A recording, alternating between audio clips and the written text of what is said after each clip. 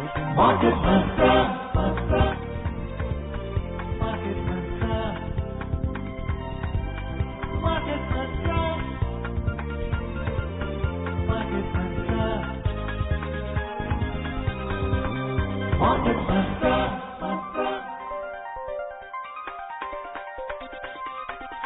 Market Mantra.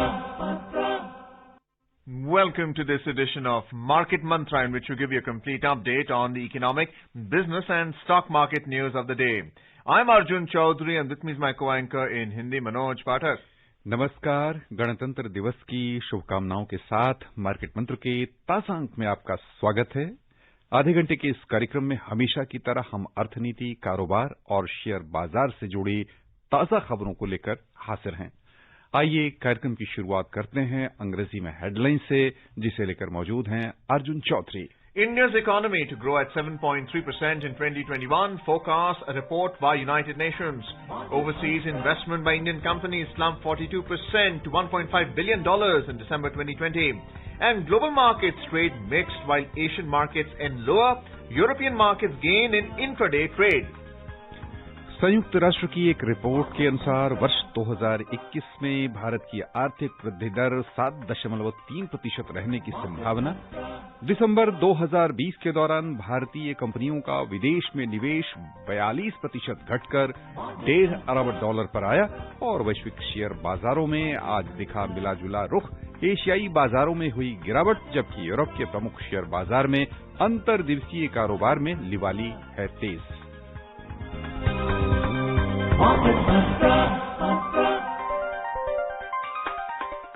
हमारे साथ खबरों पर चर्चा के लिए ऑनलाइन आमंत्रित हैं वरिष्ठ आर्थिक पत्रकार उदयन रे। उदयन, कार्यक्रम में आपका स्वागत है।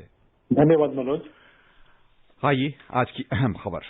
संयुक्त राष्ट्र की एक रिपोर्ट के अनुसार भारतीय अर्थव्यवस्था का विकास वर्ष 2021 में 7.3% की दर से होने की संभावना है, जबकि कोविड-19 आपदा के प्रभाव और लॉकडाउन जैसी स्थितियों के कारण वर्ष 2020 में 9.6% गिरावट रहने के आसार अर्थव्यवस्था में हैं।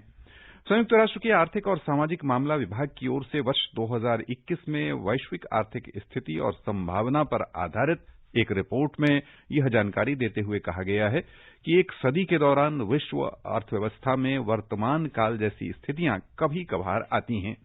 रिपोर्ट के अनुसार वर्ष 2020 के दौरान दुनिया की अर्थव्यवस्था में 4.3% की गिरावट हुई। वर्ष 2009 के वित्तीय संकट की तुलना में ये गिरावट 2.5 गुना से अधिक है। हालांकि वर्ष 2021 के दौरान 4.7% की दर से वृद्धि होने की संभावना इस रिपोर्ट में जताई गई है। रिपोर्ट में यह भी कहा गया है कि यदि आने वाले समय में आर्थिक, सामाजिक और पर्यावरण संतुलन के क्षेत्र में स्मार्ट तरीके से निवेश नहीं किया गया तो कोविड-19 आपदा के गंभीर सामाजिक आर्थिक प्रभाव दुनिया भर में देखने को मिल सकते हैं। रिपोर्ट के अनुसार प्रतिकूल प्रभाव से बचने के लिए अर्थव्यवस्था में सुधार के लिए प्रयास लगातार जारी रखने होंगे। उदयन, हम आपकी प्रतिक्रिया समझना चाहेंगे। जो ये ताजा यूएन की रिपोर्ट है उस पर वर्ष 2021 में 7.3% आर्थिक वृद्धि दर रहने की संभावना जताई गई है। कितना इससे सहमत हैं या जो परिस्थितियां हैं उसमें आपको कैसे आसार लग रहे हैं? देखिए मनोज, ये तो जैसे कई लोगों ने आकलन किया है और विश्लेषण किया है, उस हिसाब से ये उस ट्रेंड पे बैठता है, सही बैठता है। तो लोगों का भी ऐसा मानना है कि हम लोग बाउंस बैक करेंगे और काफी तेजी के साथ होगी। एक बार हम ये महामारी के ऊपर कुछ हद तक कंट्रोल पा जाते हैं तो ये काफी कुछ उसी संदर्भ में आ जाता है और ये एक और एस्टिमेट है जो उस ट्रेंड को, उस बात को, नैरेटिव को रीइंफोर्स करता है। Udayan, this 2021 estimate by the UN on GDP growth, is it also based on the low base effect for 2020 because of a contraction? And when do you see profits, rent and personal income actually go up? Because we're seeing profitability of companies going up. If you look at the quarterly results, there's some mean deflation also. Prices have come down. But when do you see rent and personal income going up? Arjun, I'm not exactly aware of the methodology which UN is adopting, but I'm sure they've taken into account the lower base rate. Of course, yes, you're right. Whenever the base rate, if the base is lower, then it probably sort of puts things back. And let's be honest, to get back, to reclaim the lost ground, I mean, we would gain the mojo, but where we would have been without COVID, that sort of territory or that trajectory will take us a little bit of time. So there's no doubt about that. As regards your personal income and other areas going, rent, etc., going up, Arjun, in industries or in sectors where things are okay or things are looking up, like, you would have seen some reports about some IT companies actually talking about announcing pay hikes, etc. So those things are going to happen in sectors which start doing well. Yes, you're right. The profitability has got enhanced. That's because of cost rationalization measures. You let go of people or processes. So that rebound is going to happen. And specifically the sectors which start doing okay or they do okay, they don't face too much of pressure, they are the ones who are going to do well. So basically IT, you're going to see in FMCG, things are going to be more or less okay. So those things will start happening. And the ones which have got affected the most, when they come back onto the rails, say some of the other services sector where you need in-person sort of interaction, there it might happen a little later. So as far as rent, you can there's already some level of positive activity as far as real estate is concerned. That's being seen from the real estate results, that the results that you were talking about. If you took a look at real estate companies, that is getting indicated. So maybe some months down the line, you might start seeing some kind of a firming up and some level of recovery. I mean, apart from NCR and Mumbai region, in other areas, you would probably find these things happening a little faster. Udayan, यदि हम इस report को देखें संयुक्त राष्ट्र की, तो उसमें कहा गया है कि आने वाले समय में यदि स्मार्ट तरीके से निवेश नहीं किया गया विभिन्न क्षेत्रों में, अर्थव्यवस्था से जुड़े हुए सामाजिक क्षेत्रों में, पर्यावरण से संबंधित क्षेत्र में, तो कोविड आपदा के गंभीर परिणाम लंबे समय तक सामाजिक आर्थिक प्रभाव देखे जा सकते हैं। किस हद तक देखा जाएगा और क्या स्मार्ट इन्वेस्टमेंट का तात्पर्य हो सकता है? देखिए, एक रिपोर्ट तो मैंने पढ़ा नहीं मनोज, पर एक चीज मैं अपना पर्सपेक्टिव दे सकता हूं। मुझे लगता है कि इस चीज का जिक्र जरूर हो रहा होगा। तो मनोज, ऐसी बात ये है कि सब तबकों के ऊपर कोविड-19 का इम्पैक्ट समान रूप से नहीं रहा है। आप किसी भी देश में ले लीजिए, अमेरिका ले लीजिए, चीन ले लीजिए, भारत में भी ले लीजिए, कुछ सेक्टर्स, कुछ तबके लोग हैं जो स्ट्रांग थे, आर्थिक रूप से मजबूत थे या उनके ऊपर असर नहीं पड़ा उनकी आर्थिक जिंदगी में, वो तो निकल के जा रहे हैं। पर जिनके ऊपर इम्पैक्ट हुआ है, वो स्मार्ट इन्वेस्टमेंट्स जो किए जा रहे हैं, उनका ख्याल रखना जरूरी है। सब्सिडी के बारे में नहीं कही जा रही है, जो सपोर्ट के डोल के बारे में नहीं कही जा रही, जो कि दिया जा रहा है। ठीक है, तो आप अगर निवेश करके उनको इस लायक बना देते हैं कि उनकी इनकम में रिकवरी हो, इनकम में वृद्धि हो, तो वो स्मार्ट इन्वेस्टमेंट होगा। नहीं तो वो पीछे रह जाएंगे और वो ओवरऑल इकोनॉमी में ड्रैग हो जाएंगे। Udayan, what's your take on the union budget which will be announced on the 1st of February? How do you see key investments in certain sectors which will not only benefit the transportation and logistics in the economy, but also lead to employment within the economy? Well, Arjun, you hit the right note out there. The government is trying to, create the kind of conditions where India will become a part of the global supply chains, resilient supply chains, where that things will not get disrupted. From efficient supply chains, we are now talking about resilient supply chains, and India wants to be part of it so that it can also cater to people in India and abroad as well. So you cannot do that without having a good infrastructure, and that's where I would, along with so many others, would expect lots of investments, public investments to happen. Because once you do that's when it's followed by private investment. So you cannot kick that off unless the government invests. It probably has lesser headroom than it would have ideally wanted, but it has so things like ports, digital sort of infrastructure, because you want to do e-learning, you want to do e-business. So all that happening, ports, roads, even agri-infrastructure, all kinds of food, transportation, storage, processing. Now, depends on which sort of sectors the government wants to strategically do.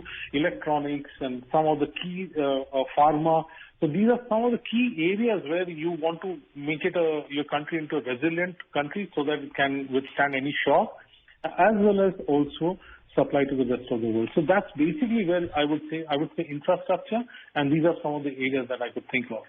Udayan, अभी आपने एक कह ले terminology का उपयोग किया है, resilient. इसका क्या तात्पर्य होगा और यह किस रूप में प्रभावी साबित हो सकता है अर्थव्यवस्था के लिए? रेजिलिएंट का सिंपल ये है, जैसे हम च्यवनप्राश लेते हैं या दूसरी चीजें, हल्दी वगैरह, जो चीजें हमारे इम्यूनिटी को मजबूत करती है। तो कुछ भी अटैक होता है, कुछ भी शॉक लगता है, हमारी जो इकोनॉमिक एक्टिविटी है उसके ऊपर फर्क ना पड़े, हमारे कृषकों को फर्क ना पड़े, हमारे इंडस्ट्रियल मजदूर जो हैं उनको फर्क ना पड़े, सर्विसेज जो देते हैं उनको फर्क ना पड़े। देखिए, कोविड-19 में फर्क क्या आ गया, क्योंकि हमारे पास उसका ये 100 साल में एक बार आता है, इसके लिए कोई तैयारी हो नहीं सकती थी, पर फिर भी आप चाहेंगे कि आपके पास जैसे फैक्ट्री या कई जगह में दुकानों में फायर एक्सटिंग्विशर होता है कि आग लग गई तो आपने आग को बुझा सके। तो ये एक सिस्टम हम चाहते हैं, लोगों को चाहिए होगा आगे चल के कि आप अब जो शॉक्स आते हैं उसका आप अब्जॉर्ब कर सकें। तो आप चाहे वो मान लीजिए पेट्रोलियम के प्राइसेस बढ़ जाए तो आपके पास अगर ऑल्टरनेट फ्यूल या ऑल्टरनेट एनर्जी के आपने इंतजाम करके रखें, जो सरकार काफी बड़ी तरीके से कर रही है, तो फिर क्या होता है, उन शॉक्स की वजह से आपकी इकोनॉमिक एक्टिविटी और इकोनॉमिक प्रोग्रेस में फर्क नहीं पड़ता। मनोज, ये याद रखना पड़ेगा कि हमारे देश में भारी संख्या में ऐसे लोग हैं जो बहुत इकोनॉमिकली वनरेबल हैं, उनको भूख और दूसरी चीजों का शिकार हैं, उनको जल्दी से उठाने की जरूरत है, नहीं तो वो तबका अगर बढ़ गया तो ओवरऑल हम आगे जाके अगर हमारी जो इकोनॉमिक प्रोग्रेस है उसके ऊपर अंकुश लग सकता है। Udayan, the Make in India campaign was run by the government with great fervor. We're also seeing a lot of manufacturing developments in the defense sector at the local level. What kind of allocation are we likely to see in this budget, along with private companies or publicly listed companies which are eager to participate? I think it will get opened up even more, and that's what they're trying to do. If you look at the imports list, Arjun, along with crude oil and edible sort of oil, defense imports are, we cook up a very, very solid bill. It's not to undermine the massive and fantastic sort of achievements of our internal R&D. I mean, we have had our Tejas and what have you. But we probably need to do much, much more so that we can cut that. And also, again, coming back to Manoj's point of a resilient sort of supply chain or infrastructure, this is what we are talking about. Suppose you get into a conflict. You don't want to be in a position where you have to import arms or whatever, other support hardware or software, so that you can protect your country. So you want those things to happen inside your country. And more you are able to do it, more deterrent you become, more powerful you become, and economically you also save a lot of money. We are losing a lot of forex because of this. Also looking at the FDI investment into the economy, how do you see that going up with the kind of infrastructure that the government is seeking to create? And more importantly, how do you see the expenditure side being focused on by the government? Well, Arjun, suppose there is 100 rupees of income or money to play with the government. The government has a very significant amount where it cannot, it doesn't have headroom out there, right? So it's like interest that they have to pay on bonds, salaries, and other sort of expenses. They are like fixed. So it doesn't give the government or any, it's nothing to do with this government. It has been so in the past. So the headroom is not like unlimited. So therefore, within that headroom, the government will try and spend money out of it and try to do it wherever by spending 1 rupee, it can get a multiplier effect down the years, So when you say do a road or something like that, you get a multiplier because you're using that facility again and again. So if you have set up a factory or whatever, where the private sector will not start off initially, that's what the government will want to do, where it can kick off a process, a virtuous sort of cycle, which the private sector then takes the lead and starts following. Budget में यदि हम अपेक्षा रखें तो कौन से 3 सबसे प्रमुख क्षेत्र हो सकते हैं जहां सरकार ध्यान देने जा रही है?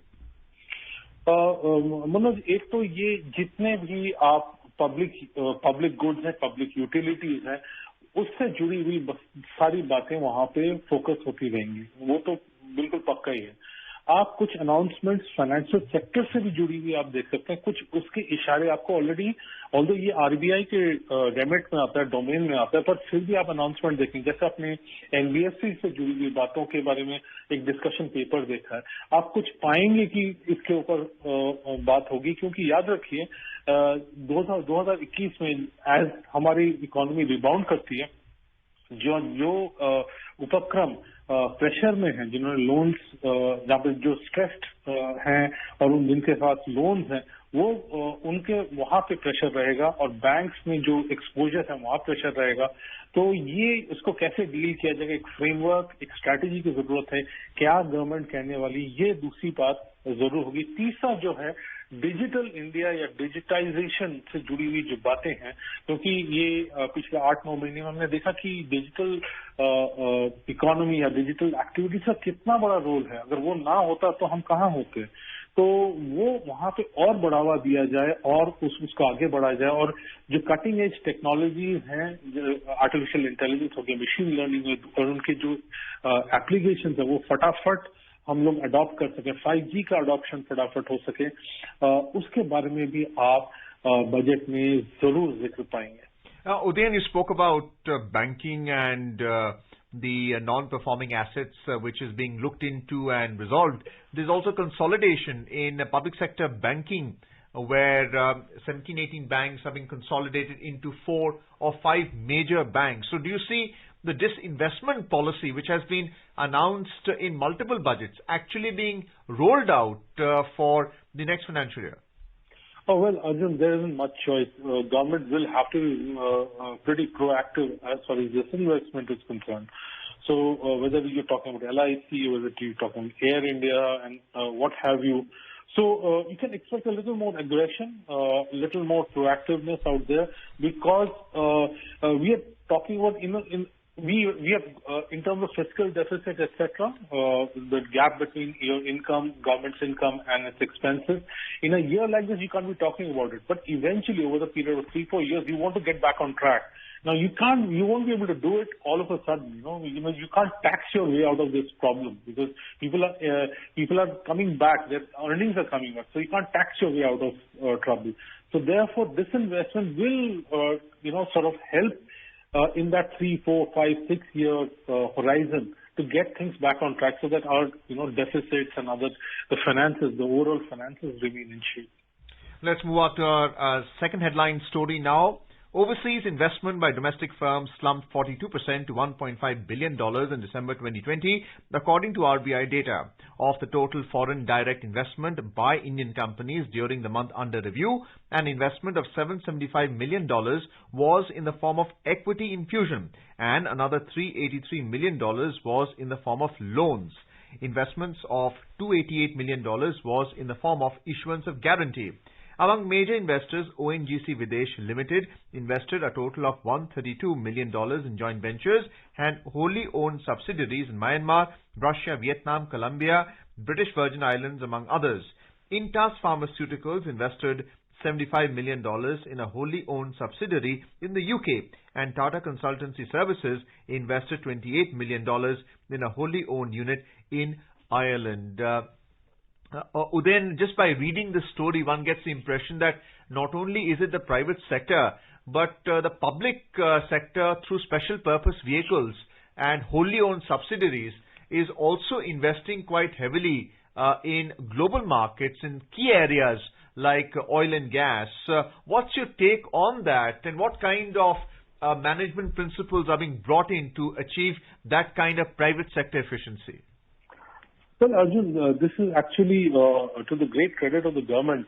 Its diplomacy has got nicely dovetailed with the economic activity. So, there are countries and there are projects where it makes not only economic sense but strategic sense also. So whether it's in the energy sector with, say, Russia, whether it's with Vietnam, whether it's in Iran, the port that our country is involved with.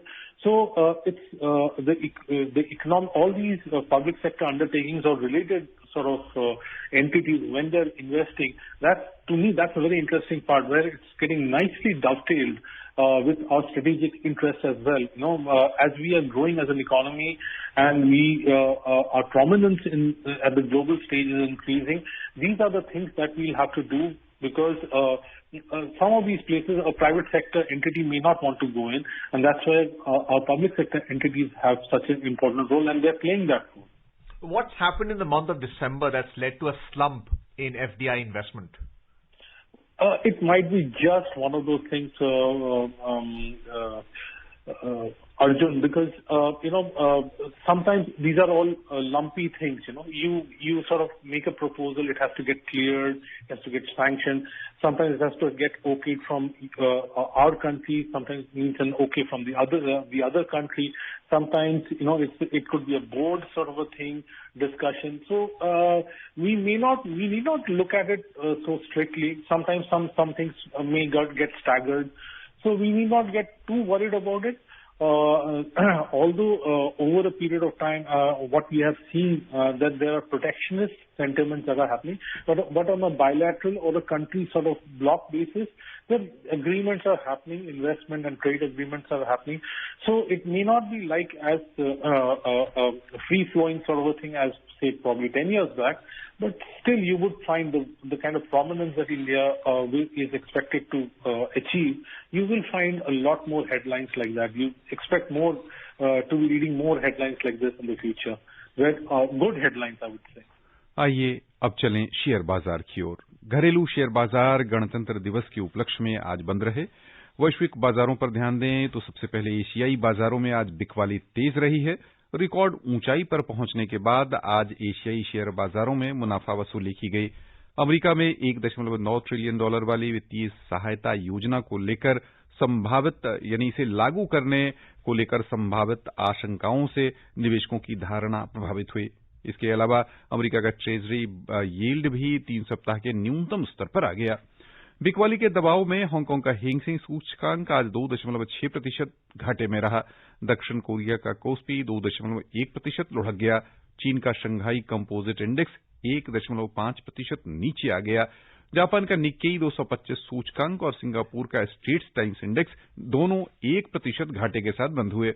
यूरोपीय बाजारों की ओर चलें तो पिछले 2 सत्रों में गिरावट देखने को मिली थी, जबकि आज अंतर्दिवसीय कारोबार में समाचार लिखे जाने तक तेजी बनी हुई थी।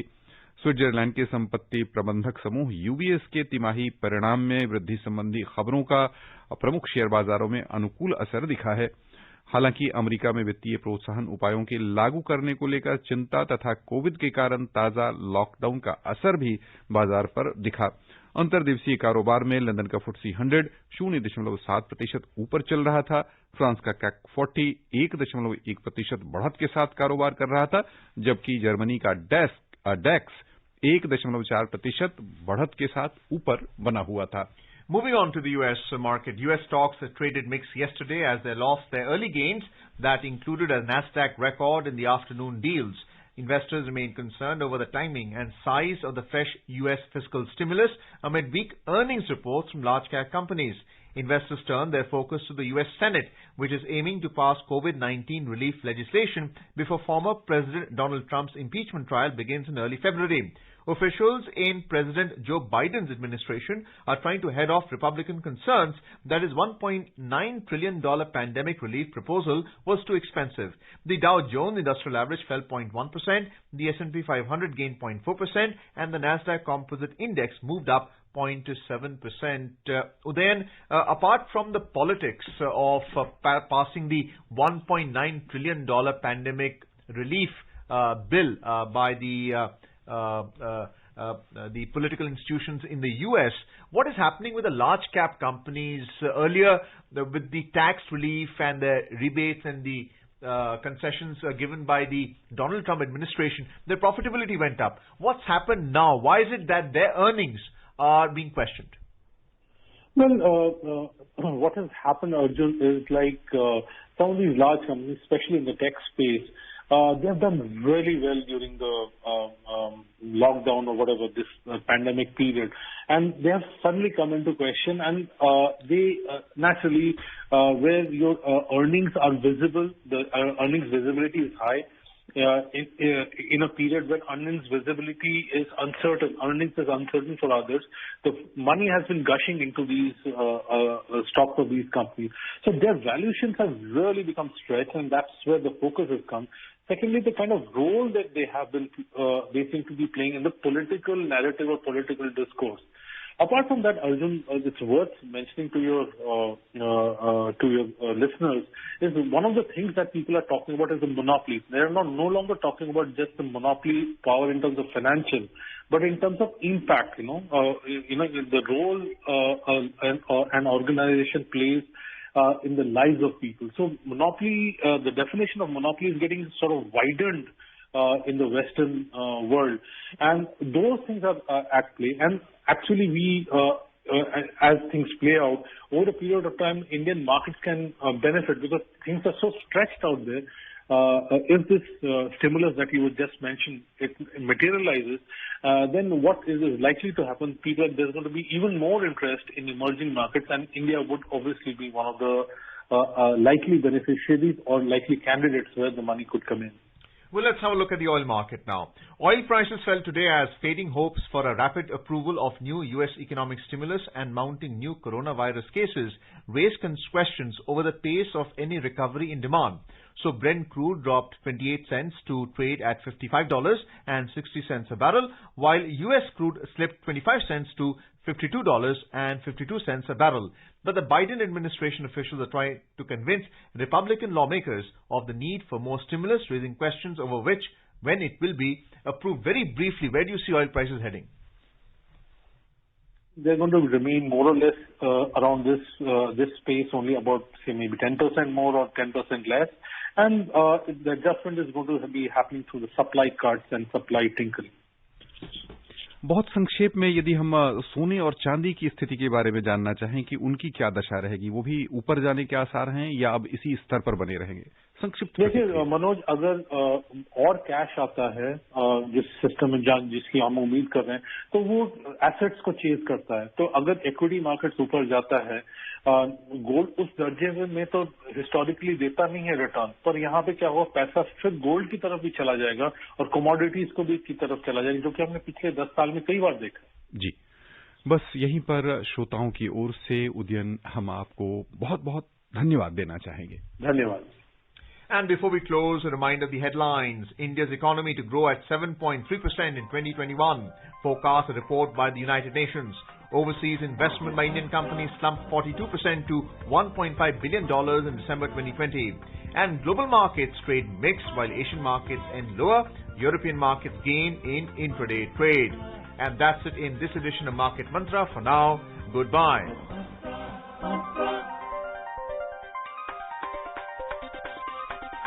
Market Mantra.